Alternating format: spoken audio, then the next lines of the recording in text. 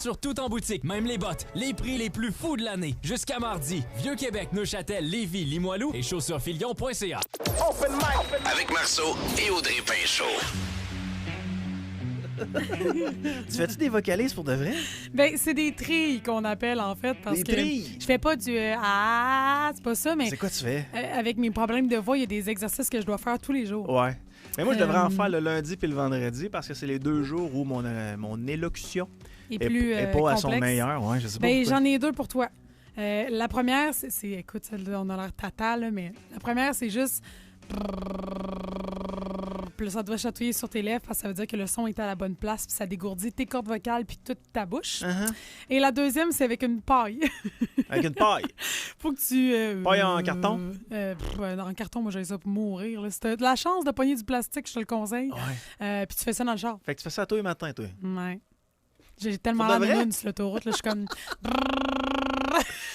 On peut plus dire un chasseur sachant Chasser. chasser peut chasser sans son chien. Je faisais ça quand j'étais jeune aussi parce que je bégayais. Tu bégayais. Hey, moi, je bégayais vraiment jeune. Beaucoup. Fait que j'ai vu des orthophonistes. Je faisais de la diarrhée verbale. J'essayais trop de dire de choses en même temps. Fait que ça... Hey, ça nous surprend toute la gang. Mais tu vois, aujourd'hui, je suis capable de parler à une grande rapidité tout en étant quand même comprenable parce que j'ai eu des crayons dans la bouche puis j'ai répété des affaires, là, le chien sachant sacher et compagnie. Là. Mais il n'y a pas un autre nom pour la diarrhée verbale? C'est pas la lagorée? Oui, c'est un nom un peu plus chic. Ouais. Ça, c'est l'agorée. Diarrhée verbale, c'est pour que tout le monde comprenne. Là, mais, Ouais. mais l'agorée est probablement plus appropriée. Mais je suis même pas sûr que c'est ça. De mémoire, c'était ça. Ça se peut. Moi, L'agorée. c'est ma mère qui me disait ça. Audrey, arrête d'essayer de dire trop de choses en même temps. Arrête de faire de la diarrhée verbale. Fait que, Ben, c'est une belle manière de j'ai dire à son enfant qu'elle t'énerve.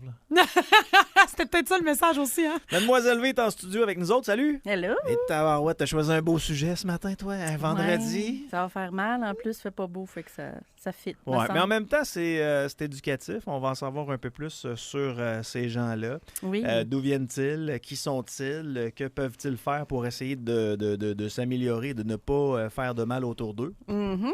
C'est Fait ça que la grosse question. Il y a ça de positif. On parle des pédophiles. Oui, les pédophiles. Et là, avant de commencer à en parler, je suis pas parfaite. Hein? Des fois, ça se peut que je dise des choses qui vont vous sembler un peu bizarres. Parce que je suis peut-être un petit peu plus éduquée que vous sur la question. Puis des fois, tu sais, quand on est plus éduqué, on a moins peur. Fait que des fois, je peux sortir des choses qui pourront peut-être vous faire sursauter, mais pensez que je suis une maman moi-même. Hein, j'ai 2 enfants Ouais. et qu'il n'y a rien que je justifie là-dedans, absolument Ben pas. non, exact. C'est horrible pour toutes les personnes qui en souffrent. Et si on ne met pas l'accent aujourd'hui sur la victime, c'est quelque chose que je vais faire dans le futur. Absolument.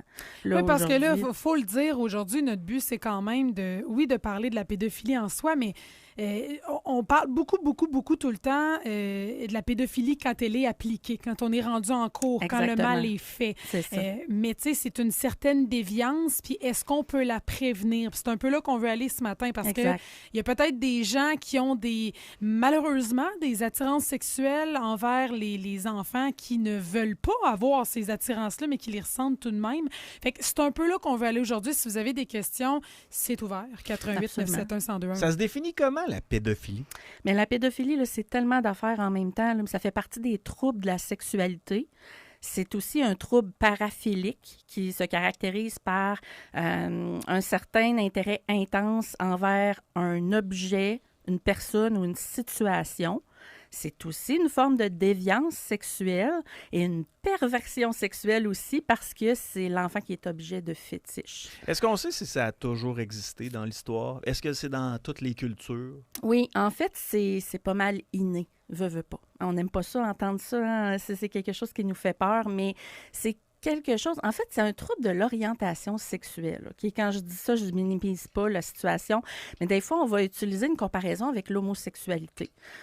Les personnes homosexuelles ne choisissent pas d'être attirées par une personne du même sexe.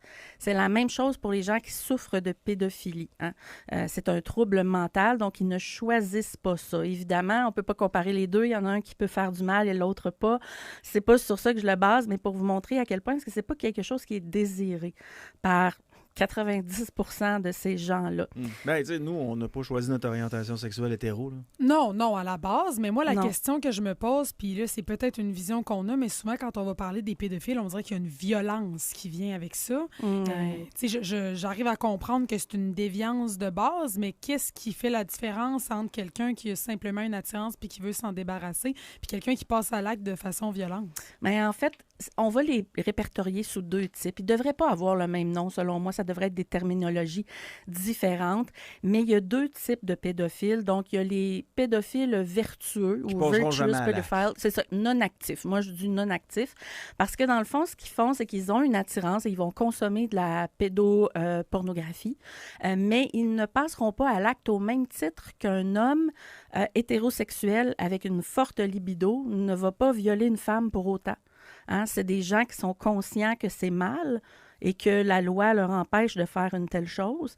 Et c'est ça. Ça, c'est la première partie. Donc, ils ne vont pas jusqu'à le faire physiquement avec une personne qui les attire, donc un enfant dans ce cas-ci, mais ils vont aller consommer de la pornographie juvénile, ce qui est un crime aussi. Ce qui est un crime aussi. Et c'est souvent pour ça que ces gens-là ne vont pas aller chercher de l'aide, parce que justement, il y a déjà un petit pied dans le crime en allant assouvir ce besoin-là, parce que c'est comme une faim.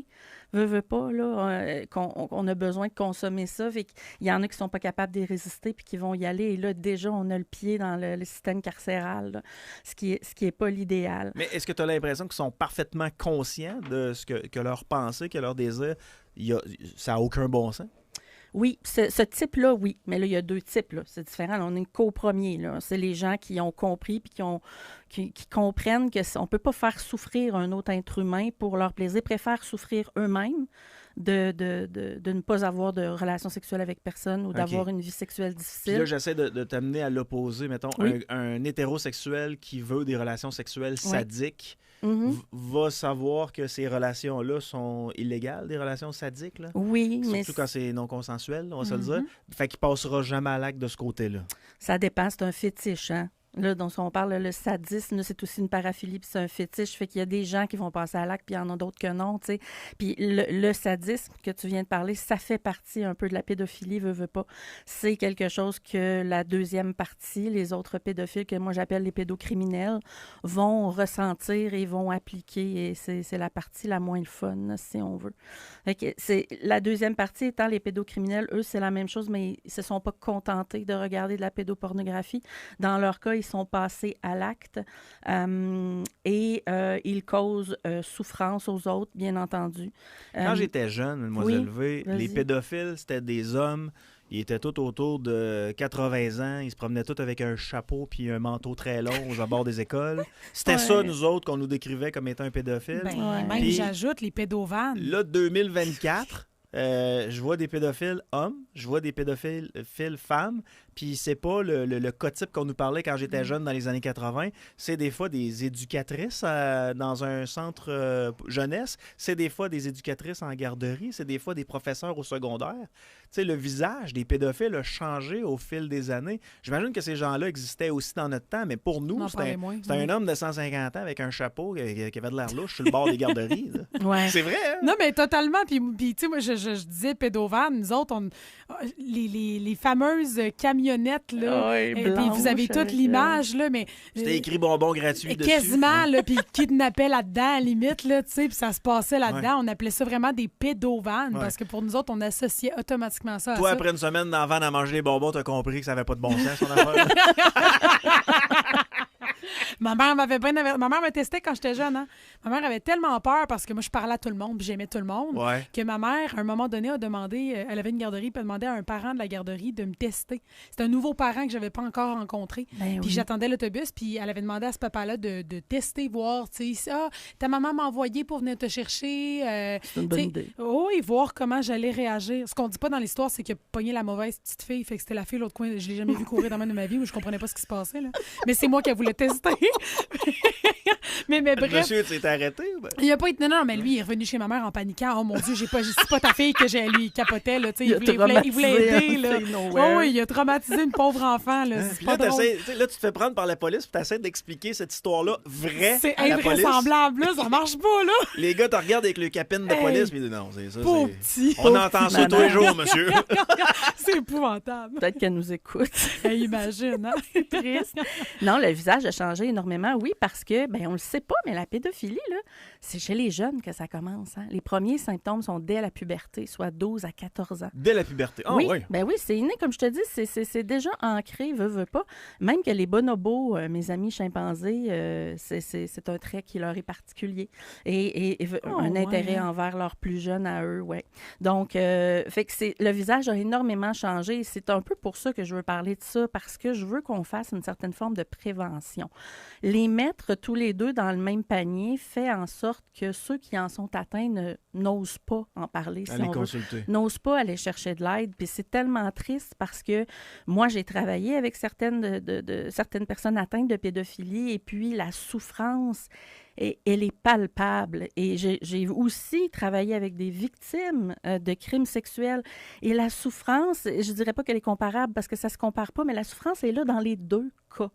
Fait que si on peut essayer de trouver une façon, et il y a un protocole qui a été mis en place et qui fonctionne assez bien, mais si on est capable de faire une certaine forme de prévention, ça Mais pourrait c'est tellement réduire difficile. énormément. Ben, Parce c'est que ça. notre idée est arrêtée. Là. Absolument. C'est une gang de dégueulasses qui ne gèrent pas. Exactement. On T'sais. préfère juste... on veut investir de l'argent pour se venger dans le système carcéral. Ça, on est correct avec ça. Mais on a de la difficulté en tant que société à investir de l'argent pour prévenir ce crime-là. Parce qu'on pense ne pas être capable de le prévenir, mais la réalité, c'est que c'est faux. Selon les tests, on est capable de permettre un certain contrôle assez important, en fait, ce qui nous permettrait de pouvoir réhabiliter du moins les jeunes, Ouais, les ça plus peut, jeunes. ça peut se contrôler. J'avais rencontré Oui. un thérapeute qui travaillait à Robert-Fort dans le temps. Je ne sais pas s'il travaille encore là, mais lui, il travaillait justement avec les pédophiles qu'on devait réinsérer dans la société. On parle d'un père de famille là, qui faisait ce métier-là puis qui était capable de se déconnecter. Je veux dire, n'importe quel gars à qui tu parles, hey, si tu rencontres un pédophile, qu'est-ce que tu vas faire? Ben, moi, le tuer, tu sais. Mais lui faisait en sorte que son travail faisait en sorte que le gars avait des outils avant de sortir de Robert-Fort pour réintégrer la société et ne pas recommencer les trucs qu'il avait fait sur des enfants. Fait que t'imagines le travail à quel point il est important. Ah, c'est fou raide. Il faut être sain pour vrai. C'est une pour thérapie, aider. mais c'est une thérapie à vie. Est-ce qu'on en sait plus sur qui sont ces pédophiles-là? Est-ce qu'on sait ce qu'ils ont... Sais-tu... parce que est-ce que c'est inné ou il est arrivé comme une catastrophe quand ils étaient jeunes, se sont fait agresser sexuellement par un autre pédophile, puis malheureusement, ils reproduisent ces gestes-là? Oui, pour les pédocriminels, c'est souvent ça. Puis, tu sais, ce qui distingue beaucoup les deux, c'est que la deuxième partie, les pédocriminels, ont souvent une cause mentale associée, soit une personnalité antisociale, borderline, schizophrénie même. Donc, ils ont un trouble mental qui s'ajoute à ça. OK? Et en plus, il y a des causes qui viennent évidemment, on parlait que c'était inné tantôt, mais il y a les prédispositions. Semblerait-il que dans le ventre de la mère, dès le premier trimestre, OK? Si la mère subit, par exemple, du stress, des conditions de vie difficiles, de la malnutrition, entre autres, tout ça, ça influence comme la soupe chimique dans lequel le fœtus est grandi. OK? Ça fait en sorte que le système du cerveau, la matière blanche qui relie tout ça, fait que c'est comme mal connecté. Fait qu'on est capable d'identifier déjà, dès la naissance, qu'il y a une problématique à ce niveau-là. Et ça, on l'a bien mis. Ensuite, il y a l'enfance puis l'adolescence de ces gens-là. Écoute, 50% ont été abusés eux-mêmes. 50%, c'est énorme. C'est gros, là. 90% ont vécu une violence domestique. OK? Fait que c'est comme une certaine normalité pour eux, pour ceux qui ont été abusés, du moins. Et comme je disais tantôt, ils vont voir les signes autour de 12 à 14 ans. Mais là, qu'est-ce qu'ils font? Ils se posent des questions, puis ils vont où? Sur Internet. Exactement. Ding, ding, ding. Donc, validation Internet étant la troisième cause, là, qu'on a fini par être capable de le mettre le doigt dessus. Puis ils vont se motiver là-dessus. Bien, ça banalise la violence, ça explique... en plus, tu es capable de te mettre avec du monde comme toi, fait que là, tu banalises ça encore plus, tu as de plus de trucs des autres sur comment contourner certaines choses. C'est plus privé aussi, fait que tu as moins à l'assumer. Ben, écoute, Internet, je veux dire, veux pas, tu as vu l'augmentation des nombres de pédophilie en boum, boum, boum. Là, je n'étais pas capable d'avoir des statistiques, mais tu es capable de rejoindre un mineur en 2 secondes sur n'importe quelle forme de réseaux sociaux et en camouflant ta vraie identité. Fait que je veux dire, c'est un paradis sur Terre pour ces gens-là. Là, fait que c'est pas très... Malheureusement, on a de la difficulté à le maintenir, mais oui, parler avec les autres va le normaliser. Puis le dernier, c'est les troubles émotionnels. Souvent, c'est des gens qui, à l'adolescence, vont avoir eu une faible estime d'eux-mêmes, beaucoup de stress, dépression, idées suicidaires en fou. Puis des blocages sexuels, des fois aussi, envers les adultes ou les femmes. Fait que ils sont pas bien dans leur tête déjà en partant. Puis dès le moment où ils sont conçus dans le fœtus, dans le ventre de leur mère, déjà, on voit une différence entre les personnes. Puis pour le faire, c'est qu'ils ont fait des tests. Hein, ils mesurent ça. Là. Écoute, ils mettent un anneau périnien qu'on appelle à la base du pénis. Ils vont faire un électroencéphalogramme. Je l'ai noté quelque part, là, mais c'est où on va mettre, on voit à la télé là, avec les suces là, sur la tête. Un électroencéphalogramme. Exactement. Bon, voilà. Et en plus, ils vont mesurer la dilatation des pubilles, puis ils vont présenter des images virtuelles d'enfants pour voir quelle surface du cerveau s'allume. Est-ce que la personne est excitée? Comment mesurer l'excitation? Et ils ont fait ça, puis c'est comme ça qu'ils sont capables de déterminer si la personne est vraiment pédophile, pédocriminel, possiblement pédocriminel ou non. Okay. Pour être un pédophile notoire, OK? C'est quoi qui te détermine comme étant un pédophile? Parce que toi, tu as parlé des 2 types de pédophiles. Mm-hmm. Moi, j'ai appris qu'à partir d'un certain âge, là, mettons, d'attirance, je pense que c'est 12, 13, 14, 15 ans, là, tu tombes dans une autre case. Oui, les prépubères, en fait. Là, il y a comme... Ouais, fait que là, t'es plus un pédophile, t'es un genre de autophile. Bien, pour être un pédophile, premièrement, il faut que tu sois majeur. Ouais. Il faut que tu aies, je pense que la différence, c'est 5 ans de différence minimum avec l'enfant, si je ne me trompe pas. Et puis, en plus de ça, il doit y avoir... Colin, j'aurais dû le noter. Mais, tu sais, on pense que les pédophiles sont strictement attirés par les enfants, mais ce n'est pas forcément le cas. Là. Il y en a qui vont être attirés aussi par les femmes, à un certain pourcentage. Éphébophilie. Fait que je me rappelle pas c'est à partir de quel âge que ça switch, là, mais ceux qui sont attirés vraiment par les bébés, les enfants, ce seraient des pédophiles. Puis à partir d'un certain âge, tu deviens un éphébophile, c'est-à-dire que tu es attiré par les enfants un peu plus... prépubères ou puberté. Là. Oh, ouais. Je connaissais pas ce terme-là, vois-tu? Mais ça change rien à partir du moment où tu as plus de 18 ans et tu commets un acte envers un mineur où tu as des idées sexuelles. Tu es un pédophile ou un pédocriminel. C'est juste la terminologie qui peut changer. Là, des fois, on va penser que c'est moins pire parce qu'ils ont 14 à 17 ans au lieu d'avoir 6 à 8 ans. Mais la réalité, c'est que les dommages sont les mêmes au final. Puis, la capacité de résilience des plus jeunes est là aussi par rapport aux plus vieux. Fait que des fois, les plus vieux vont traîner ça encore plus longtemps. Fait que, c'est juste une terminaison au final, si on veut. Puis comment on fait pour protéger des pédophiles? Y a-t-il des solutions, des pistes?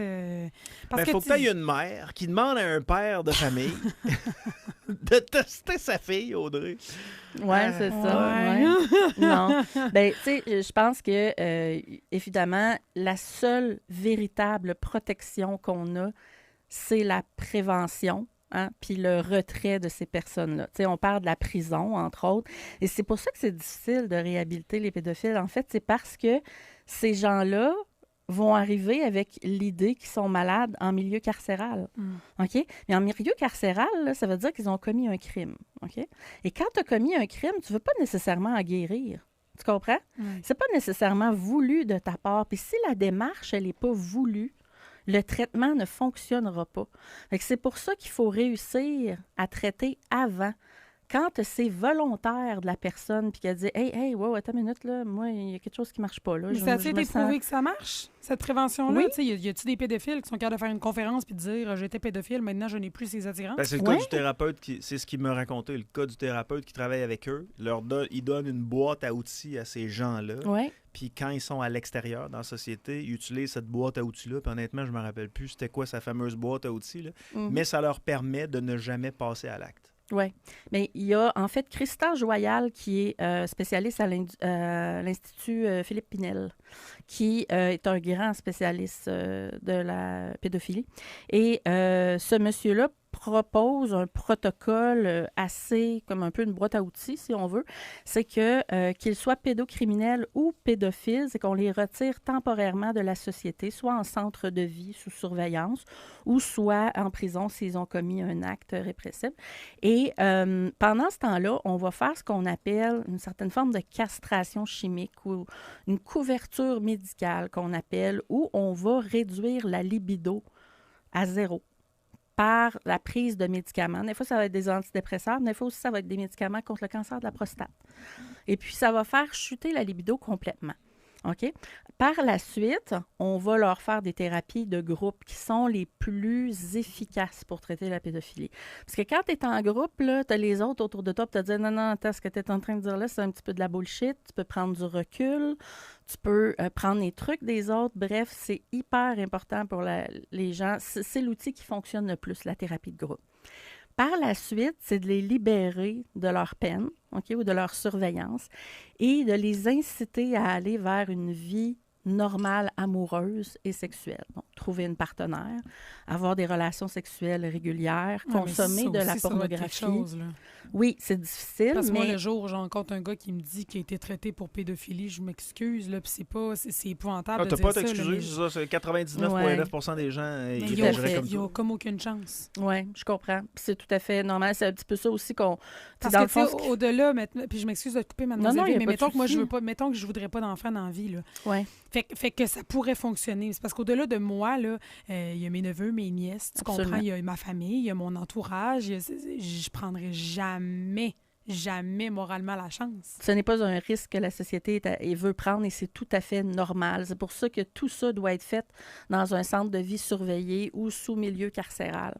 Mais en même temps, il va falloir aussi être capable un petit peu de distinguer les uns des autres afin de permettre à ces gens-là qui sont plus jeunes et qui sont dans le besoin, qui n'ont rien fait encore de mal, qui puissent aller chercher de l'aide. Mais c'est sûr que veut pas, ils vont être étiquetés à vie. Puis c'est une protection que la société a le droit d'avoir. On n'a pas le choix. Et peu importe comment on va mettre ça, c'est sûr que les gens vont avoir peur de devenir puis d'en parler, mais tu sais, on n'a pas le choix. Puis je pense que, tantôt je parlais du protocole, je ne sais pas si vous saviez, mais en Allemagne, qui sont les spécialistes de la réhabilitation en pédophilie, ont réussi à baisser leur taux de récidive de 40 à 3 40 à 3 ouais, c'est majeur. Avec les outils dont je vous ai mentionnés, là, 3 de ces gens-là vont récidiver, ce qui est un risque minime. Et puis, ici, au Canada, on a tendance à penser, je ne sais pas qu'est-ce que vous pensez en termes de taux de récidive, là, si je vous laisse essayer de deviner. Le taux de récidive, je te dirais qu'il doit être autour de, mettons, entre 15 et 20 Oh, t'es bon, la majorité des gens disent 60 à 70 Oui, mais moi, j'aurais dit un facile 30-40. C'est à peu près 25 ici, avec ce qu'on fait présentement. Donc, un pédo sur 4 qu'on relâche. Mais c'est quoi qu'on fait ici, mettons? On suit les États-Unis. Les États-Unis, eux autres, ils les pitchent en prison et ils jettent la clé. Il n'y a pas vraiment de thérapie qui se fait. Il n'y a pas vraiment de tentative. Je suis très états-unien dans l'âme. Oui, je comprends. Je l'étais aussi, moi. En fait, je pense que ce qui a changé vraiment pour moi, c'est ma vision, c'est de rencontrer des gens qui en souffrent. Pas parce que ça excuse là, ce qu'ils ressentent ou ce qu'ils veulent faire dans leur tête, mais parce que ça montre aussi l'autre côté. Tu sais. Ça m'a appris à m'éduquer sur la... Oui, c'est ça, l'impuissance puis la douleur. Parce que ces gens-là, c'est des pères, des frères, des oncles, des fils, tu sais, je veux dire, c'est... Et je ne sais pas si vous saviez, c'est 1 des hommes. Qui sont des pédos? 1 S'il faut prendre 1 de ces gens-là puis les jeter en prison, je ne sais pas trop où c'est qu'on va mettre la place. Mais combien de ce 1% va passer à l'acte? On n'est pas capable de se poser. Exactement. Moi, à mes yeux, si tu n'es pas capable d'être réhabilité, tu devrais aller à l'asile. Tu as besoin d'aide. C'est une maladie mentale. Fait que tu vas à l'asile. On ne t'envoie pas en prison. On n'est pas des gens inhumains, mais tu vas à l'asile parce que tu représentes un danger pour toi. Tu représentes un danger pour les enfants qui sont à l'extérieur. Fait que ta place va être là. Mais je comprends que il y a quand même 75% des gens qui l'ont fait une fois.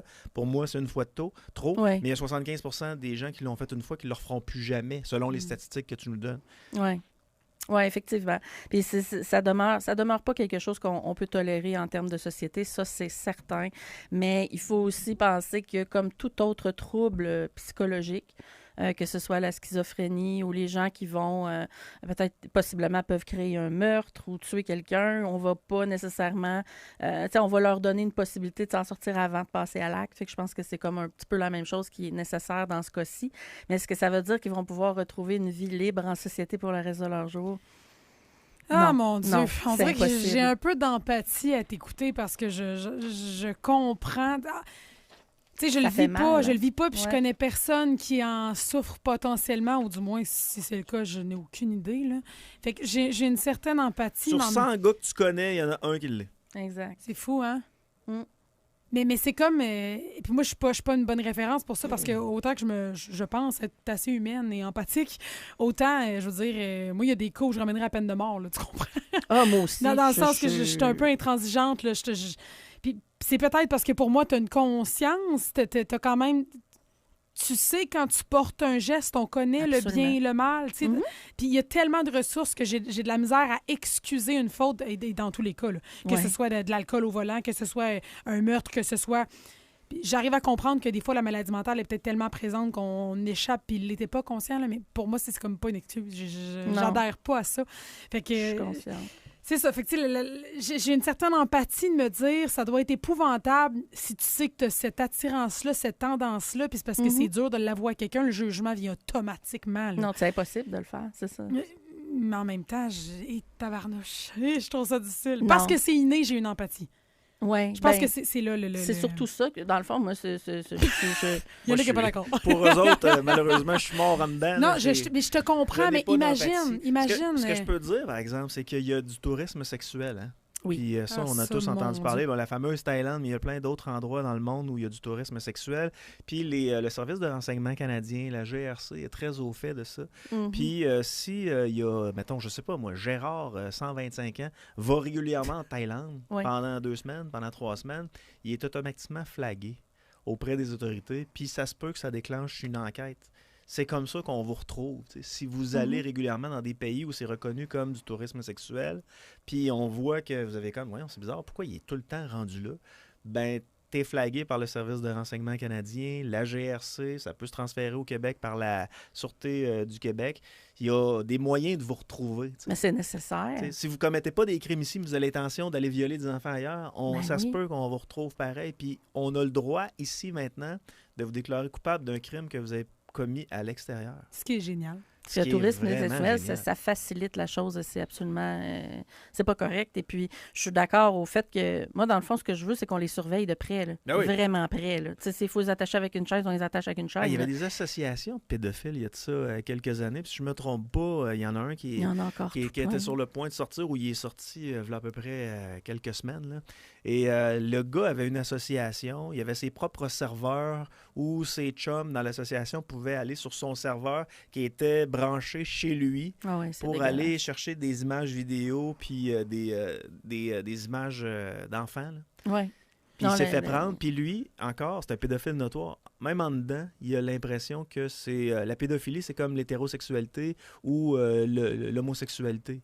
Ouais, c'est pour ça que je suis prudente dans ce niveau-là quand j'ai parlé tantôt parce que, évidemment, les conséquences ne sont pas les mêmes du tout. Là. On ne parle pas du tout de la même chose, mais veut pas, dans la science, c'est caractérisé comme un trouble de l'attirance sexuelle. Si on Juste veut pour vous donner une idée, parce qu'un auditeur vient de nous dire ça, puis je suis allée googler, là. Oui.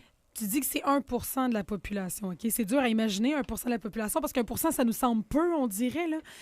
Mais cet auditeur-là dit il y a plus de pédophiles que de personnes transsexuelles. Et là, je suis allée googler sur l'Institut de statistique du Québec. Des personnes de minorité de genre, là, c'est 0,14 % de la population. Et les pédophiles, c'est 1 %. Ça va, Audrey? Ça témoigne... La panique vient de m'envahir. Non, mais c'est parce qu'on a tous déjà croisé, vu, jasé Oui. avec quelqu'un qui est transsexuel. On a parlé avec Simon cette semaine, je veux dire. Fait que si t'imagines ce que visuellement tu es capable d'observer puis ce dont tu es conscient autour de toi au niveau des gens qui sont en transition de sexe, Oui, c'est imagine énorme, au hein. niveau de la pédophilie. Ah, c'est des fois, moi, énorme. je reviendrais au commando des bâtards, je les identifierais dans le front. C'est énorme. On n'a pas le droit de faire ça. Oui, mais... Non, mais Mais je comprends tellement en les amenant à vivre dans des unités de vie où on peut les contrôler, Oui, exact. puis leur offrir des soins avec un bracelet moniteur ou des trucs comme ça. Du moment où la science dit c'est un problème mental, Oui. tu les laisses à l'asile. C'est là, il y a des gens pour les aider. Ils vivent en toute liberté dans l'asile, sont nourris 3 fois par jour. Imagine-tu pour Sont les proches soignés. comment ça doit être difficile. Ben, quand c'est ton Ouais. enfant, Exactement. Non, mais ça doit être excessivement Ton ado. difficile. Imagine, ton ado vient te voir. Là. En faisant cette chronique-là, je pensais à mon fils de 15 ans. Tu sais, je me disais, imagine, ton fils vient te voir puis il dit, maman, j'aime pas les garçons, j'aime pas les filles. Moi, j'aime mon petit cousin de 7 ans. Tu sais. Tu fais quoi avec Tu sais, ça? il y a- Tu peux faire quoi? Non, mais tu sais, il y a des criminels qui ont une affection pour leur famille. Fait que tu te dis, ils toucheront peut-être jamais aux membres de leur famille. Sauf que quand tu parles de pédophilie, l'attirance peut être littéralement pour n'importe quel membre jeune de ta famille. On dirait que ça rentre pas dans ma Ouais, mais tête. en général, on mêle pas inceste et pédophilie. Là, c'est assez rare dans le sens où les Ah ouais? pédophiles ne vont pas nécessairement prendre avantage sur leurs propres enfants. C'est souvent très séparé du fait qu'ils savent que ça va causer de la souffrance, ne veulent pas causer de la souffrance autour d'eux. Au noyau. Mais il y en a, évidemment, là, ça, c'est plus de l'inceste là, qui vont abuser de leurs enfants. C'est un ou l'autre est absolument impardonnable. Mais des fois, oui, on va faire ce lien-là entre mes enfants et la pédophilie, mais pas toujours, non. Ça arrive, mais c'est pas... Là, pas assez souvent pour être un pourcentage. on a jasé ensemble. Il y a des liens que tu as mis, toi, hein, sur tes plateformes. Je vais le faire. Oui, j'ai comme oublié parce que j'étais un petit peu en retard. Je disais à Yann tantôt, je disais avec le trafic, j'ai manqué un petit peu de temps. Je voulais pas le mettre non plus sans contexte. Là, maintenant que vous avez écouté la chronique, d'ici 1 heure, ça va être mis sur ma page Instagram. Dans le fond, c'est plusieurs outils, références pour les gens qui pensent avoir des troubles de l'orientation sexuelle, que ce soit homosexualité, peu importe, là, vous avez un problème au niveau de la sexualité. Maintenant, au Québec, depuis récemment, on a la clinique des troubles sexuels qui s'est ajoutée au service 811. Mais quand vous appelez pour santé mentale ou pour avoir des informations pour une infirmière, il y a maintenant l'option de rencontrer dans la clinique des troubles sexuels. Et ça, c'est une excellente nouvelle parce qu'avant ça, ta seule façon, c'était d'aller en prison. Pas mal. Mais là, ça, j'ai une question pour toi avant qu'on confirme parce que je trouve que c'est quand même quelque chose d'important parce que même s'il y a des liens, si quelqu'un qui a une tendance a peur de se ramasser en prison, il se dénoncera pas. Fait que si quelqu'un a besoin d'aide, c'est pas un piège, là. Non, absolument pas. Dans le fond, c'est que ces gens-là vont tenter de les aider tout simplement en prévenant. C'est sûr que si vous avez déjà commis un crime, ben la personne, tu sais, au Québec, les psychologues et les psychiatres, on est sous le secret professionnel, mais quand ça touche faire mal à quelqu'un, mais si vous n'avez pas fait rien de méchant encore, puis que vous avez des idées puis des troubles, allez-y, ils vont garder le secret professionnel et tenter de vous aider au maximum. Si vous avez commis un crime, malheureusement, vous devez vous dénoncer. Allez à la station de police le plus près et ils vont vous offrir l'aide à l'intérieur de la prison si c'est nécessaire. Tu fais bien de le dire pour ce qui est des psychologues, des psychiatres, parce qu'eux, ils ne briseront pas leur serment pour rien. Non. Le serment, ils peuvent Faut le que ce briser soit... si la vie de leur patient est en danger ou si la vie de quelqu'un d'autre est en si danger. Ça risque de causer du mal de Donc, façon évidente. En dehors de ça, Je suis peut-être une toutoune, mais je suis une Christie de belle toutoune.